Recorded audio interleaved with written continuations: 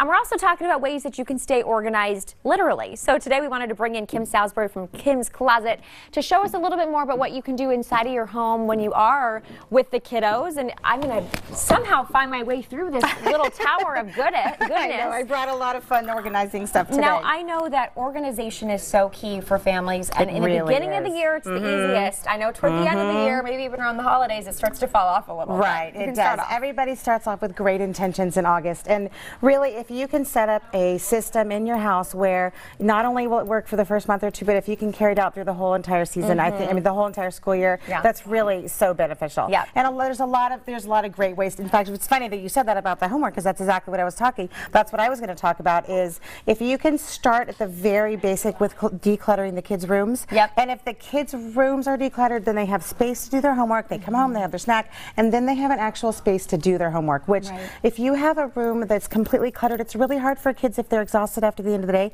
to even be able to focus on homework. I mean, that's the same way with parents. You know, you come home, you got to get clear off the countertop before you start dinner. Exactly. So if you can have a space where they can have in their room that they can do their homework, I think that's fantastic. Also, before school starts, if you can declutter their rooms. And so these are just a couple of examples of everything is in its place. Everything has a place, and the kids need to know where all those places go. So it kind of empowers them. So when you're going through the organizing process before school starts, make sure to have the kids be involved in it. Because then they know exactly where everything goes, and then they know how to put everything away.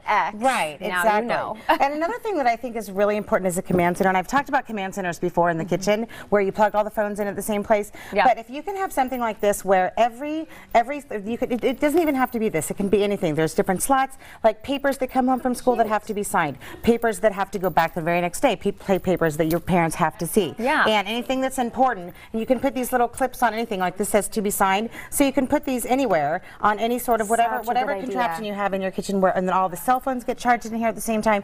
You know, they're saying now that it's not good to let kids bring their cell phones into their rooms at night, so we just charge all of ours in the kitchen at night.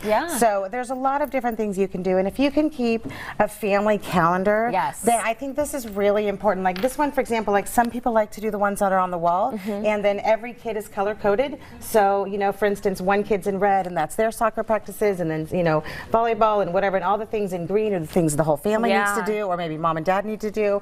And that way the kids can come and they can look at the calendar, and when they know what's happening, when they know what the schedule is, it really creates a sense of calm for them, because they're so used to just being so free and willy-nilly in the, you know, for the summer. But now if they can look at this and say, this is exactly what's happening today, then it really makes a big difference. And you know, I was somebody who, and I still am this way, I still love having the paper planner, and I know for a lot of you know, in fact, I have one of these right here, and you know, that's absolutely, a lot of people still do the paper planners. And so those are absolutely, and another tip, if I can forget anything, is label everything. And these labels are fantastic. So if you can label, they go in clothes, backpacks, lunch boxes, everything. It's so great. And yeah, with the paper planners, I remember I would get very organized, color coordinated, and I was a little OCD as a kid, but I loved at the end of the year going back at the planner and being like, how did I fit all that in? You know? It's a little bit of an accomplishment. It's fun to be able to look at it.